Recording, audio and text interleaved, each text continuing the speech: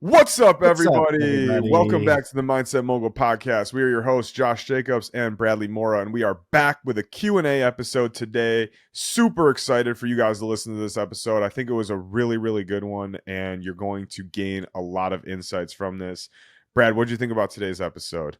I thought we were clear, concise, and personally passionate about the topic. And so I think that's a good combination of things for us to speak on. Agreed. We talked about the roller coaster of entrepreneurship today and, separating your emotions from the volatility of your business and all sorts of things related to that. So I think you guys are really going to enjoy. Go ahead, listen. If you get any value, please share the show and subscribe and leave us a review. We appreciate you. Thank you so much. Enjoy the show. What's up, my dude? How you doing? I'm good, man. How you doing?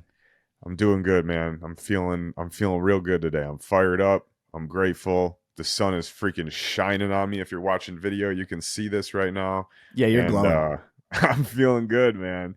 What's going on? It's early by you today. Thanks for hopping on early. Oh, for sure. For now, this is the side project. So we got to squeeze this in when we can when you got a busy work day. Yeah, absolutely.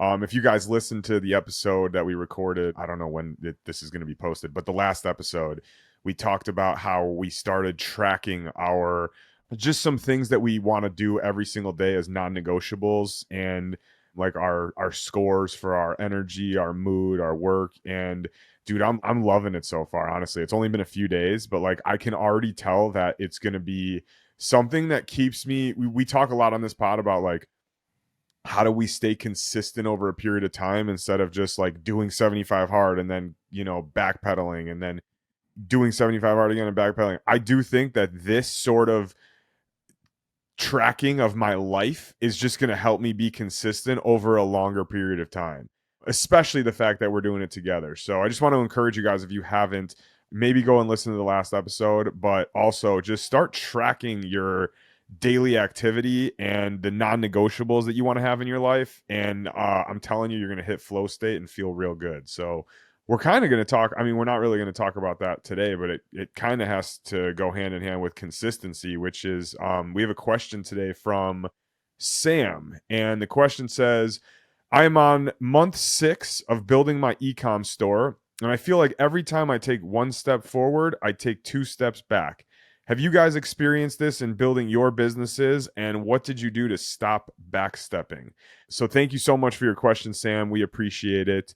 And I think we both have a lot to talk about when it comes to this because we are both in, I don't know what year I'm year 12 or something of entrepreneurship. So happy to answer this question. And I don't know if you want to start it off, Brad. Yeah, I think this is super relevant. We chatted a little bit before the show, and this hits home for us. I think the concept of taking 2 steps back and 1 step forward, the first thing I would do is reframe how you're thinking about progress in your business.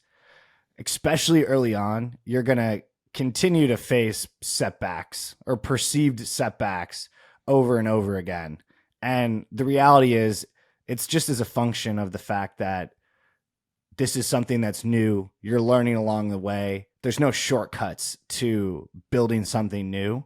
And so I think the first, and maybe, I don't know if it's the most important thing, but the first thing you should do is start reframing what 2 steps back is. And instead of it being 2 steps back, it's critical that you start to view this as learning experiences along the way, because your superpower as an entrepreneur is the speed at which you can learn from your mistakes and then take a new action the next time.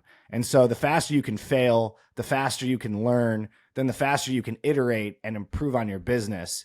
And at some point in time, it'll actually turn into 2 steps forward and 1 step back, but you're in the first 6 months. And so oftentimes I'm sure it's going to be, a further step back than it is a step forward. But instead of thinking about it like a step back, start thinking about it as these numerous opportunities to learn how to improve your business, and make sure every time you have that step back, you're thinking about, okay, this happened. Now what can I learn from it? And Josh had said this before the call, so I'm stealing it from him. But make sure you're tracking and documenting the learnings that come with each of these setbacks, because over time you're going to build a repository so that the next time you face this problem again, you or whoever you start delegating to in your business isn't going to make that same mistake. And if you can turn that level of learning and improvement and build that into the core DNA of your business, I think you'll find in the next 6 months that things start to feel a lot better. And it actually just feels like you've got an engine for learning and progress in the business instead of, hey, I am facing a consistent set of problems, which, Josh, I'll throw it back to you to talk about this, but this is the status quo of what running a business is like. Yeah, I mean, I think that it's just something that you grow to learn to expect that entrepreneurship is a roller coaster. Like, you can be at your highest high and your lowest low in literally the same day. Like, everything in your business changes on a daily basis, an hourly basis, even a minute by minute basis. Like, there have been days where I have felt, even like in the last week, there have been days where I felt on top of the world. And then in the same day, something drastic will happen and I'll be freaking out. And then I'll go in the afternoon and feel on top of the world again. And then I'll be freaking out. And that's pretty much happened for years and years. And not only for myself, but I listen to a lot of other pods with people who are light years ahead of me. And they say the exact same thing, that even running $1 billion business, having done this for 25 years, they still feel the roller coaster of entrepreneurship with major highs and lows on a daily, hourly, and even minute basis. So something Brad said when we were talking earlier is just growing the muscle of to deal with the volatility of being an entrepreneur is something that you should just work on, because it's never going to end. And it's something you should just learn to expect, that this is going to be a roller coaster. You're going to have some very high highs. You're going to have some low lows, and you're just going to have to learn to navigate that in your life. And another thing that you said, Brad, that I think is super important is learning how to separate emotionally from that volatility, which is something that I personally still struggle with. When there are extremely low lows in my business, I do suffer emotionally from it. And I've gotten better over time at separating myself from it. But if somebody would have told me 12 years ago, this is something you have to practice every day, is separating your emotions from the volatility of your business, I think I'd be much more ahead in that area than I am now. So I would say that's one of the best pieces of advice that Brad said before this call, is learn how to separate emotionally from the volatility of your business, because the volatility is never going to stop, and you don't want your emotions to be on a roller coaster correlated to your business. Can I jump in on that? I think Yeah. I think there's two reasons why that's so important. I think the first one is the emotional volatility piece is draining. It's exhausting, and your durability as an entrepreneur over time, everyone's different and everyone's going to have a different tolerance for this. But if you are in emotional highs and lows every week because of your business, some people that may lead to a situation where you're like, I'd rather not be on this roller coaster anymore. So if you're allowing yourself to be pulled up and down in a roller coaster, entrepreneurship is, it can be 20 years before you're truly, as whatever you define as successful, but it could be a 20-year journey before your business is $1 billion business. And so along that way, at year 8, if you've now just been eroded emotionally because the volatility is too much and it causes you to step out of the game, you stop playing the game, you don't want that to be the outcome. You don't want this to be the reason that you've decided to go back to being an employee where things are more stable and less stressful, hypothetically speaking, because I think the corporate world is, has its own dangers, but that's for a different episode. Do it for the sake of longevity in being an entrepreneur. Work to train yourself not to have the emotional highs and lows so that you can play the game longer without this eroding your capacity to do so. I think that's, for me, I've been trying to look at it from that perspective of, man, it is exhausting, and it causes you to question your path altogether when you're at those low lows. But instead of subjecting yourself to that, just say, I'm in the game of business, and these highs and these lows are part of the game, and I'm going to look at it like a game, which starts to detach me from these highs and these lows that are happening. You don't have the physical manifestation of the emotion that's so draining. I think that's piece one. And then piece two is, it's hard to make the best decision possible when you're wrapped up in an emotional vortex or you're on a roller coaster. What decisions are you making when you're low? What decisions are you making when you're high? Are they actually the calculated right decision for the business? I also think it's harder.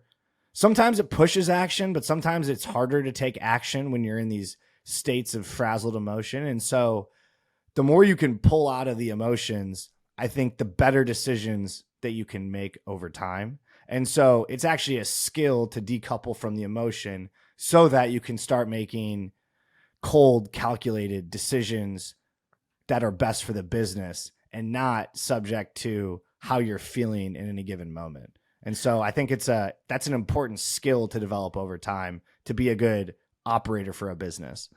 And to go off of that too, if you do that, you'll have a less likely chance of quitting your business too early, because that's another problem that people have is they get on this roller coaster, it affects their emotions, and they quit because they don't want to deal with what you're describing right now, Sam, is taking one step forward and two steps back. Eventually, even though you're having that feeling right now, as Brad stated in the beginning, like the two steps back are just because you're so early on in your journey. That's your learning experience right now. Eventually, you're going to get to a point where you don't feel like that. And instead, you feel like you're taking two steps forward and one step back, and maybe three steps forward and one step back as you start progressing. There's never going to be it's always going to be a roller coaster, but at a certain point, you're going to feel like you're progressing faster than you're regressing. And the longer that you stay in your business and the more experience you build in your business, the more progress you are going to feel like you are making. So a lot of people just quit way too early because they don't even let themselves get past the point that you're feeling right now of taking one step forward and two steps back. It might take you another 6 months or another year before you feel like you are taking 2 or 3 steps forward to only take one step back. But if you quit now and started something new, then you would restart all over again and have another 6 months to a year and a half of that feeling of taking one step forward and two steps back. So don't quit too early, I think, is another thing. Like, of course, there's a point where if a business doesn't make sense and it's not profitable and you run out of money, like sometimes you have no other option but to quit. But to quit based just on the emotional roller coaster of business, understand that it does get better, especially with practice over time. And your feeling of progression will get exponentially better the longer that you're in the game. And the more you'll just understand how your business works. And that feeling of taking a step backward is actually just a learning experience for the future that is just going to propel you forward now that you've gone through it.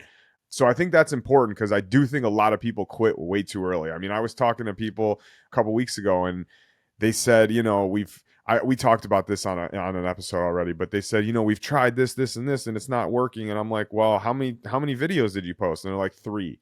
Okay. That's not enough. Like, you should post 3 a day for a year and a half. And then maybe if you're still not, seeing any results after that, we'll talk. But 3 videos, come on, man. So, man, I think this is super good. I don't know if do you have anything else to add, Brad? I feel like we've been super straight to the point. And like, again, this is the type of episode that I wish I listened to when I was 18 years old, starting this journey, because you don't want to let your emotions, not to beat a dead horse here, but like, you don't want to let your emotions be as volatile as your business is, because it'll drive you crazy. Because I know I've gone through that before many times. So if you're listening to this, I would say as an audience exercise, like, literally write down, I will not allow my emotions to be correlated to the volatility of my business.